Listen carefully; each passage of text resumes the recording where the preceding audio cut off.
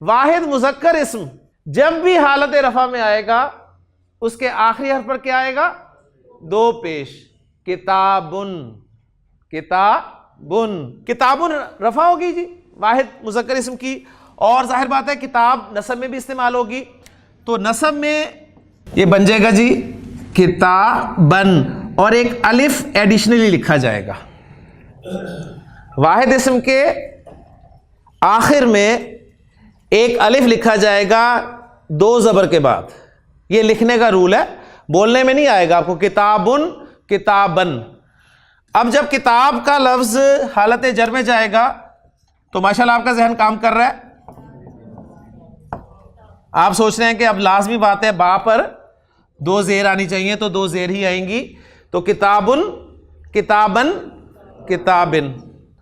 अब आप कहें जी तर्जुमे में क्या फ़र्क पड़ेगा? कोई फ़र्क नहीं पड़ेगा। मोहम्मदुन, मोहम्मदन, मोहम्मदिन, इस्म के माना में कोई तब्दीली वाकई नहीं हुई।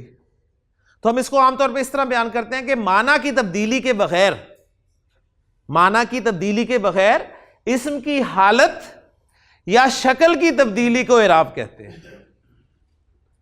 माना की तब्दीली के बगैर माना नहीं तब्दील होते, लेकिन इस्म की हालत बदल जाती है, हालत बदल रही है और शक्ल बदल रही है। ठीक है, तो ये तब्दीली जो है ये इराब की तब्दीली कहलाती है। बहरहाल इंशाअल्लाह ताला ये मजीद चलेगा और आखिरी दम तक, यानी हमारे 40वें दिन तक इराब हमारा डिस्कस हो रहा होगा, क्योंकि सबसे अहम टॉपिक अरबी जुबान का यही है। तो किताबुन, किताबन, किताबिन।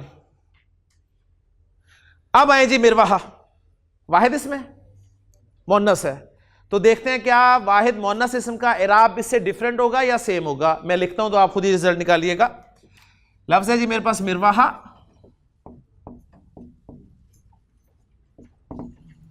मिरवाहा को जब मैं हालत रफा में बोलूंगा या लिखूंगा तो मैं कहूंगा मिरवाहतुन, तो सेम एज मुज़क्कर। अब मुझे बताएं मिरवाहा तुन को जब मैं नस्ब में लाऊंगा तो क्या बोलूंगा? मिरवाहतन, मिरवाहतन।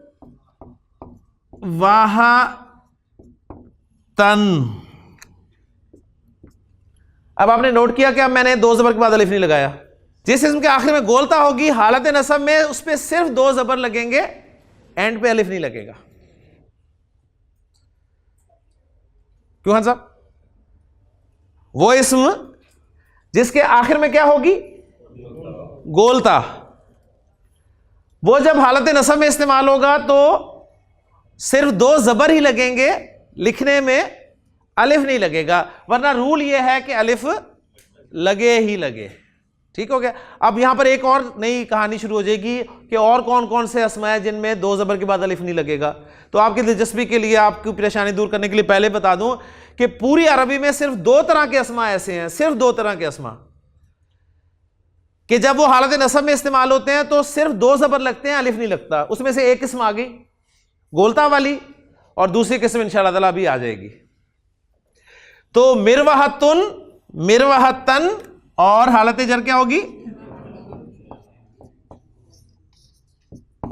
मिरवाहतिन। तो तुन, तन, तिन। ले जी रिजल्ट अभी से पक्का कर लें कि मैं इस पे इसलिए फोकस ज्यादा कर रहा हूं कि सबसे अरबी जुबान का सबसे अहम टॉपिक इराब है। वाहिद इस्म हो, चाहे मुज़क्कर हो चाहे मुन्नस हो, रफा में दो पेश के साथ, नसब में दो जबर के साथ, और जर में दो जेर के साथ बोला जाएगा।